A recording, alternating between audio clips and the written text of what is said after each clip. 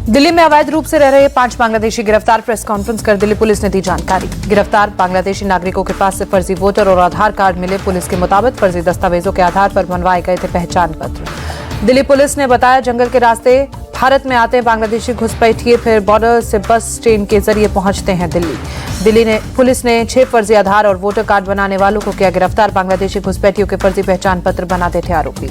Rohingya मुसलमानों को लेकर दिल्ली सरकार के शिक्षा निदेशालय ने जारी किया आदेश का अवैध बांग्लादेशी प्रवासियों को स्कूलों में न मिले दाखिला।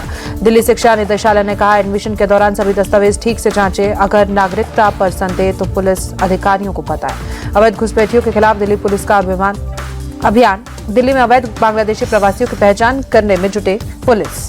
कालिंदी कुंज और मदनपुर खादर इलाके में लोगों के डॉक्यूमेंट्स वेरीफाई कर रही है पुलिस। एलजी के आदेश के बाद पुलिस कर रही है जांच। बांग्लादेशी घुसपैठियों और रोहिंग्यों के मुद्दे पर बोले बीजेपी सांसद मनोज तिवारी का, मेरा मानना है कि इन लोगों के खिलाफ देशद्रोह का मामला दर्ज होना चाहिए। महाराष्ट्र में बांग्लादेशी घुसपैठियों पर एक्शन। नवी मुंबई से 2 दिनों में 10 बांग्लादेशी गिरफ्तार। महाराष्ट्र के धुले में भी 4 बांग्लादेशी नागरिक गिरफ्तार। उल्लासनगर से बांग्लादेशी कपल गिरफ्तार। अंबेडकर विवाद को लेकर कांग्रेस का देश भर में विरोध प्रदर्शन। प्रदर्शनकारियों ने की गृह मंत्री अमित शाह के इस्तीफे की मांग।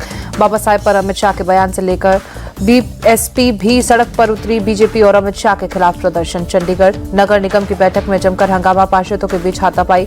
नॉमिनेटेड पार्षद अनिल मसीह की राहुल गांधी पर टिप्पणी को लेकर बवाल। अंबेडकर मुद्दे को लेकर बीजेपी और कांग्रेस के पार्षदों के बीच शुरू हुई बहस। पार्षद अनिल मसीह के राहुल गांधी पर अटैक करते ही माहौल गरमाया। आम आदमी पार्टी के पार्षदों ने भी बवाल काटा। दिल्ली के लिए कांग्रेस के 27 और उम्मीदवार तय। कांग्रेस चुनाव समिति की बैठक में नाम पर मुहर लगी। 21 कैंडिडेट्स की लिस्ट पहले ही जारी कर चुकी है कांग्रेस। सूत्रों के मुताबिक कालकाजी सीट से अलका लांबा को उतारेगी कांग्रेस। मुख्यमंत्री आतिशी को देंगी चुनौती। सीमापुरी से राजेश लिलोठिया का नाम लगभग तय।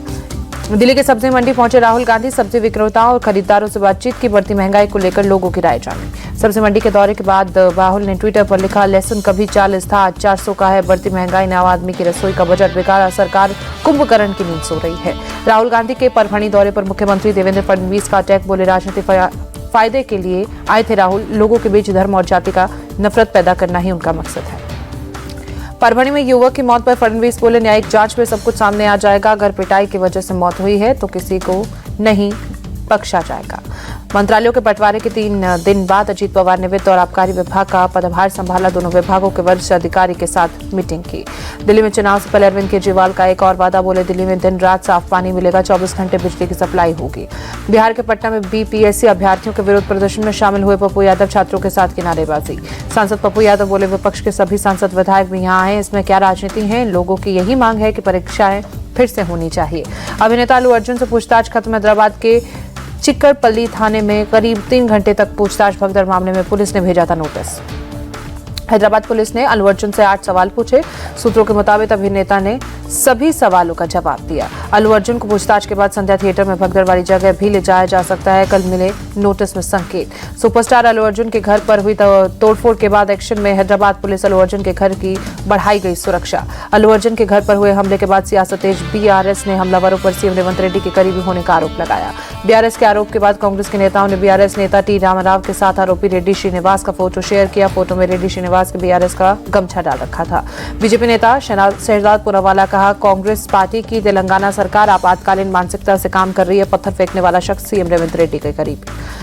सूत्रों के मुताबिक तेलंगाना के सीएम रेवंत रेड्डी ने अल्लू अर्जुन को सुलह के लिए प्रस्ताव भेजा। पीड़ित परिवार की आजीवन मदद के लिए बनाई जाए Shri Teja trust. Brain damage को शिकार श्री तेजा के लिए 2 करोड़ के कोपस से ट्रस्ट की होगी स्थापना। अल्लू अर्जुन को ट्रस्ट में देना होगा 1 करोड़ का दान। श्री तेजा ट्रस्ट के लिए फिल्म के डायरेक्टर सुकुमार और प्रोड्यूसर मैत्री मूवीज 50-50 लाख रुपए देंगे। ब्याज के पैसे से होगी परिवार की मदद। संभल में शिव मंदिर में पूजा करने पहुंचे श्रद्धालु। पूजा कर हनुमान जी का भी आशीर्वाद दिया।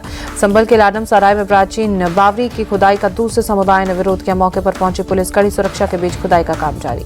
संभल में आज चौथे दिन भी रानी की बावरी की खुदाई। डीएम ने बावरी से अतिक्रमण हटाने के आदेश दिए। रानी की बावरी की 6 से 7 फीट गहरी और 30 फीट लंबी खुदाई हुई। पूरी 2 जेसीबी मशीन और 30 मजदूर खुदाई के काम में जुटे। रानी की बावरी की खुदाई को लेकर बोले सपा सांसद अवधेश प्रसाद का, संभल पूरे देश को भाईचारे का संदेश देता है। बीजेपी ने इस भाईचारे को मिटाने की कोशिश की।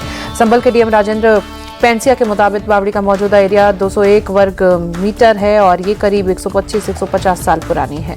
संभल हिंसा के मामले में जांच तेज, फोरेंसिक टीम ने जामा मस्जिद के पास हिंसा वाली जगह पर जाकर सीन रिक्रिएट किया। गाजियाबाद के आबिदपुर गांव में 100 साल पुराने शिवलिंग के मिलने का दावा। विश्व हिंदू परिषद का आरोप, कब्रिस्तान की चार दीवारी में शिवलिंग को कैद करने की हो रही है साजिश।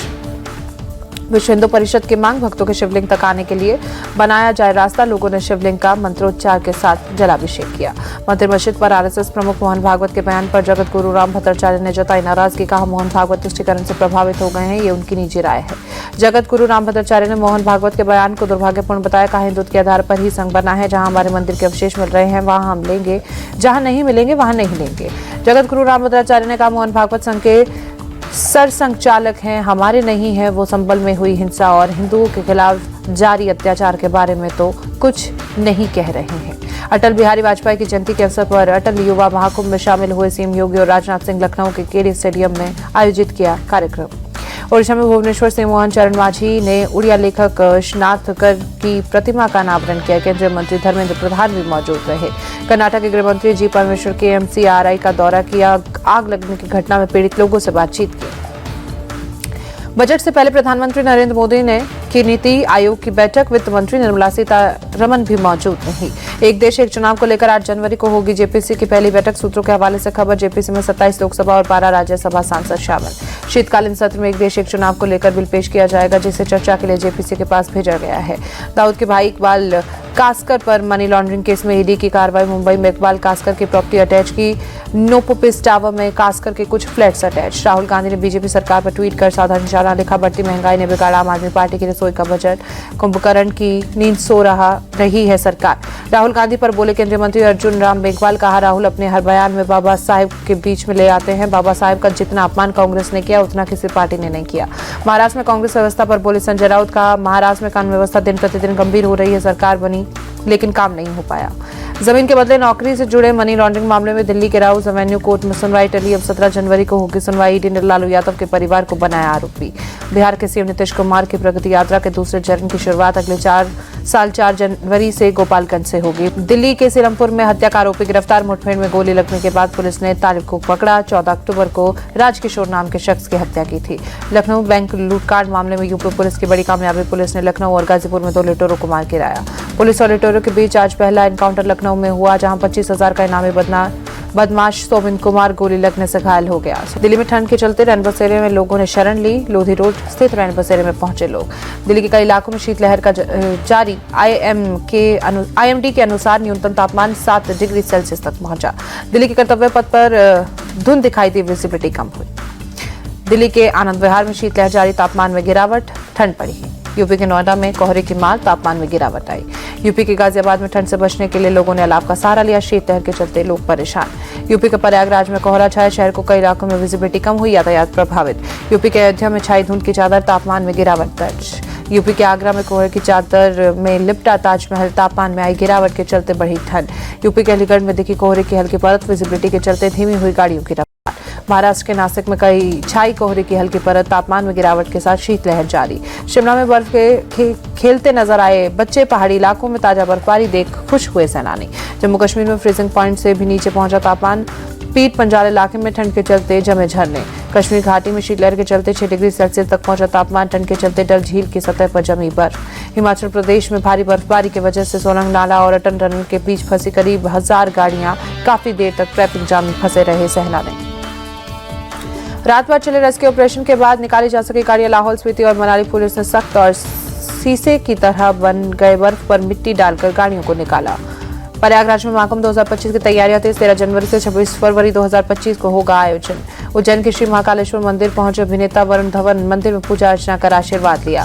क्रिसमस से पहले रंग बिरंगी रोशनी से जगमगाया रांची शहर में। जगह जगह कई शानदार लाइटें लगाई गई। मेलबर्न टेस्ट से पहले टीम इंडिया में बड़ा बदलाव। हाल ही में संन्यास ले चुके रविचंद्रन अश्विन की जगह तनुष कौटिन्यन बाकी 2 टेस्ट मैचों के लिए भारतीय टीम में शामिल। प्रो कबड्डी लीग में लीग चरण के आखिरी मुकाबले में दबंग दिल्ली ने गुजरात जायंट्स को हराया। 45-31 से हराकर सेमीफाइनल में बनाई जगह।